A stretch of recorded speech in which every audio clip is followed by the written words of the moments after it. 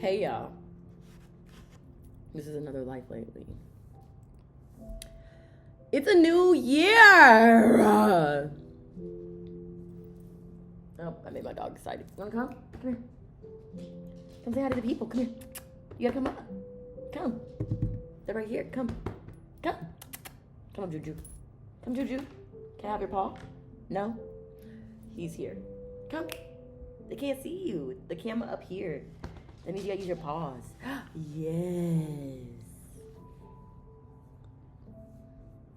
Me and Juju come to say Happy New Year. I hope you gonna look at the window. It's a new year. Yes, Muka, it is a new year. And, you know, this January was a month of integration and intentionality. I feel like with the New Year's, you know, we try to like go into goal setting and all of those things, but January felt like more so a season of reflection. Oh yes, it was. Was that for you too? That's how you felt? Junior said that's how you felt. It was a season of reflection. So, in that season of reflection, as he leaves us, I have been sitting with, you know, when we are going along our journey,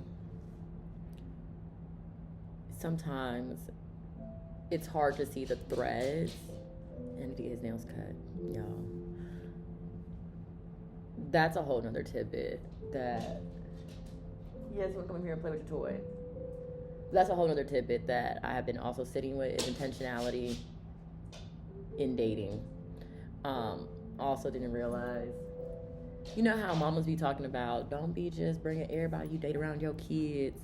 You know, you introducing instability. Same with pets. Like, you know, they're used to either you or that person being home all the time because of, you know, just the freedom of having like two people with different schedules, so they got to see someone all the time. And the way my dog has been having to adjust with just me and me not being here, and me having to now spend more time investing in time with him, because I didn't recognize that a dog would have the same impact and shift as a child. So that shift is, you know, we're shifting through that, which is a part of January too. You good?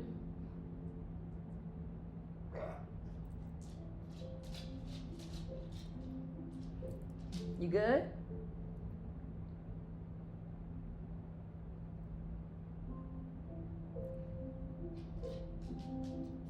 Come here. You back? He's back. Oh. He has a cough. It be giving me with these ads in the middle of like the peaceful, serene sound. But as I was looking back through my threads, you know, I was just noticing how God's plan over my life was just allowed me to further think about how all of his plans for our lives are uniquely designed. And so at the beginning of 2026, I was really in reflection mode, really looking back at really those fine details, right? Like, you know, when you clean house for the new year, you know it's coming. You know, people, you know, we go take December, we start cleaning out house, you know, X, Y, and Z, which is like the major clean, I would say. But January gave that deep clean. Like, did you get them crevices? Did you get the corners? Did you do the washboards? Like, yes, you may have cleaned the closet and got the old stuff out. Yeah, you could have cleared the camera roll. Yeah, you could have did all those things, but it really felt like January was God was being like, did you catch that over there? Did you catch that in your heart? Really? Because it's a cleansing of the heart. Like, did you see that over there? Did you catch that? And so it's been really equally with that, in order to catch that, heavy on obedience. Like, my prayer for 2026 was, Lord, increase in me the fruits of the Spirit. Even if nothing physically changes, I want to have more joy, more peace, more patience, more self-control. Now, in asking that, you then have to be faced with circumstances and situations that then allow you, just like in the gym, you get exercises so you can practice and get your repetitions in, building up, if it's your arm or if it's your leg or really whatever, but you gotta consistently face and encounter exercises that allows you to build that muscle. So that means January has been facing all those things, facing situations that are like, be more patient, right? Like, then this is how it came in January, okay? We did our BFF event. We had a situation with our SD file, y'all, went missing. Now, imagine, right? I was like, Lord Jesus. Okay, a sponsor has paid for these women to get this experience of a headshot. The community ain't gonna get what we promised in integrity. I'm like, Lord, what's happening? Now, in that, right, there's a lot of different ways you can handle that. Like, I heard people be like, do refunds, do different things, X, Y, and Z, but God was like, don't do nothing. Just keep going as I call you to, which is keep doing what you can do, which was, we're gonna just post the content that we do have. We're not even gonna think about the file. We're just gonna keep moving forward. Now, as a business owner, right, like different situations, right, even to the event, I had to rethink about also, right, like as a business owner, what inefficient ways within the way you're doing your processes aren't going to take you to the next level. So the event overall, right, allowed me to reflect upon those detailed ways that are going to have inefficiencies that prevent the business from going to the next level that I would like it to get to, and God has shown me it can get to this year. But in the part of the SD card, I'm here to say that literally God found it for him. The vendor found the SD card, and that lesson was on patience. Like, same with the weather that we saw here. Like, if God wants it to snow, it's gonna snow. If God don't want it to snow, it's not gonna snow. Like, even down to this year, I started back more like longer contract work with a client. And also, even when you're starting at a job, right? Or when you're starting with a client, that client or that job is not paying you. God is. No matter where you are, God is always in control. And I feel like that what January was showing me was God was showing me that, like, no matter what, I'm still in control. No matter what position you get in, I'm still in control. No matter how much, you save or whatever, I'm still in control. Like, I think about David a lot, and my Pastor Darius, was talking about this with Psalms when he is talking about, Lord, even though I'm in the shadow of the valley, right? I see I trust in you. I fear no evil. Okay, you prepare the table in front of my enemies. That whole thing. Our pastor talked about how, David, when he's in this season, is king already. Like, the valley is a shadow. It's in his rear view. And because he's now in this season of, similar to the Israelites, like, this is the promised land. Like, hold on, like, we made it safe. Now, you still have all those things that you made it through to get there still in the back of your mind. You still have all the trauma. You still have, these situations and seasons that have caused, lack of trust in God. You have placed yourself in certain situations, right? I'm thinking about relationship spaces that I chose to play small because I was in a space that I put myself in a space that didn't see me. And I can't put that on God for my choices to put myself long-term in spaces that God did not have for me. And when we do that, then we have the consequences of our disobedience, of rebellion, right? Which is now you have to go, right? Like now I have to go and rebuild my trust with God, which was what September to January was, which is when you are disobedient and you don't listen to God, it then puts you in situations that now you're looking at God like God changed. God ain't changed. He's still faithful. He still always follows through on his promises. But because you put yourself in situations with people that did not do those things, right? It then got you looking at God like, well, now I'm doubting what you told me. Now I'm a little scared, like you're going to let me down. And God's like, when did I ever do that? Humans, I even, right, will let people down because we all do. Like, I'm not perfect. One thing I can promise is I'm going to mess up. And in that, that's why it's so important. That's why January has been that fine-tuning, and fine-tuning is intentionalness, right? Like, get more intentional. And really the word for 2026 is like stewardship. How are you stewarding? Mostly my main thing for 2026 has been my thoughts, right? Like being in a dynamic where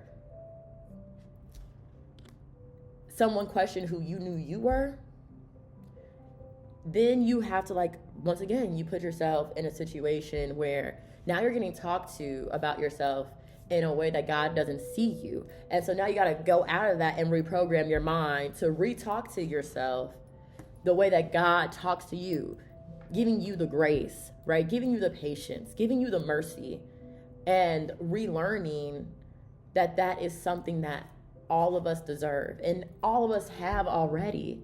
But when we don't listen to God and we're not obedient, then it distorts how we view God, like God ever changed, and he never will. So January for me was really God doing that fine-tuning of the mind. How are you thinking? Like, why don't you think that will work? Why are you doubting God? Like, when did you stop trusting?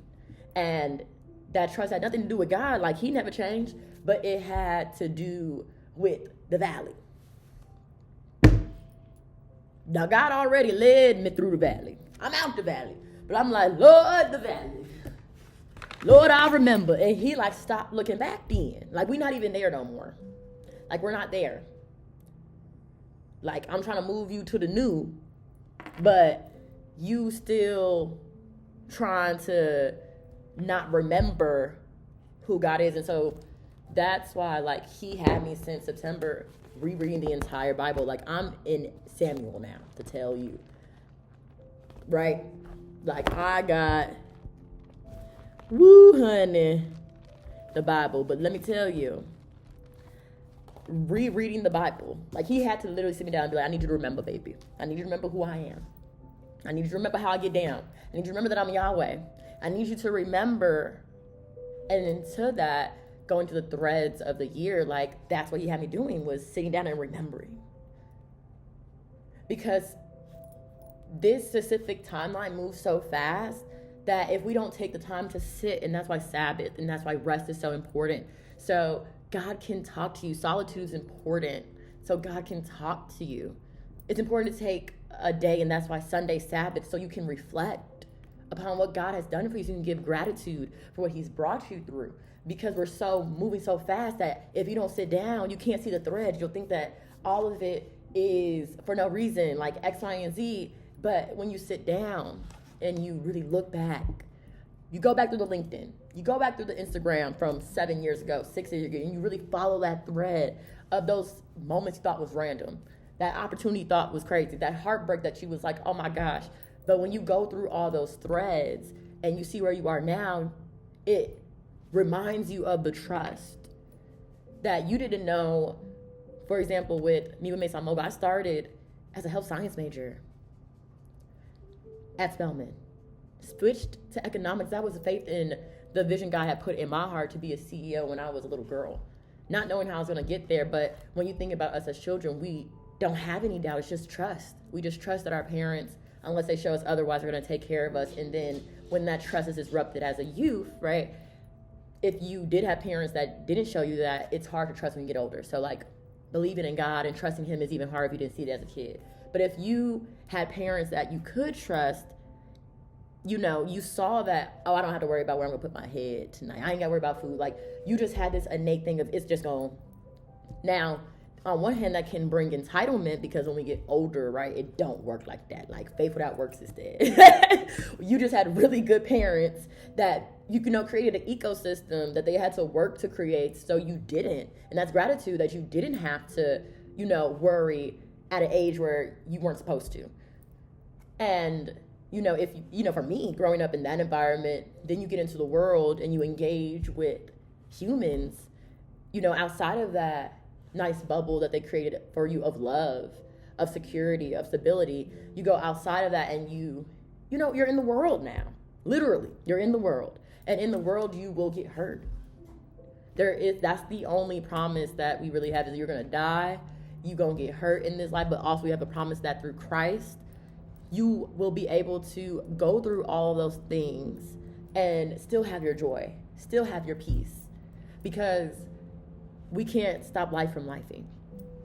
And so going into 2026, I'm not expecting life to stop lifing, but I am expecting through Christ for there not to be crises when life lives.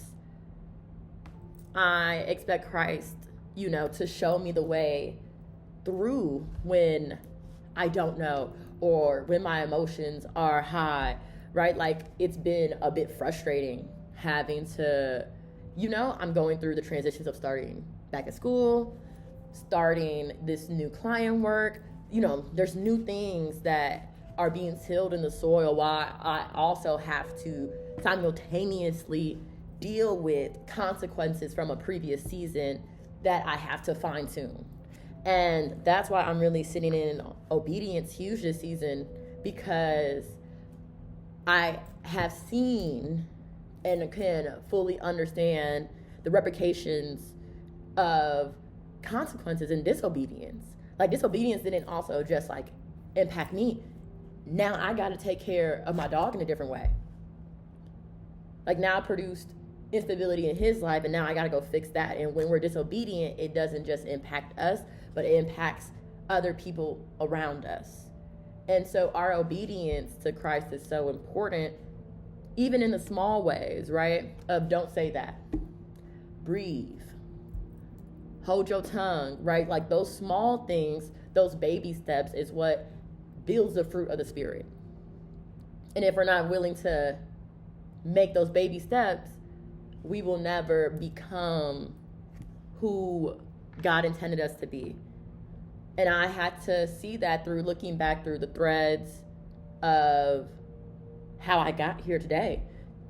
I just happened to be on LinkedIn with my mom on the phone, and I was like 7 years ago, like, God always had me solving infrastructure issues, from food insecurities, economic disparities, right? Those are large-scale system issues, but that's why he put me as an econ major, to study how the system of money works. I could understand systems, like understand structure, so if there was a problem inside one, I could understand possible avenues on how to solve it.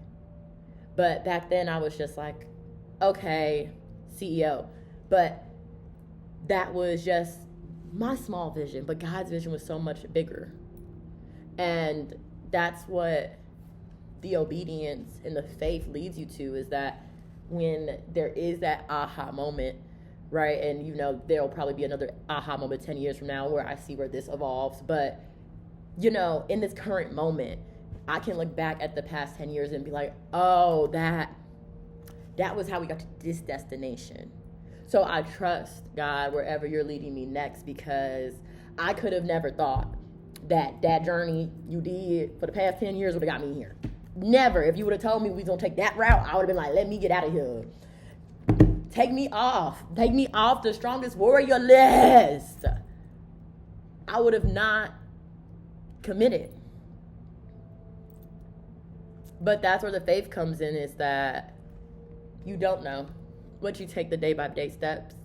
And that's what 2026 really I am practicing, is day by day steps, day by day mindfulness, day by day choices of love. If I get it wrong, how in that day can I repent and repair? Day by day, small changes lead to big improvements. So, what are some small changes that you're making in your 2026? Drop it below, and I'll see y'all next month. Love.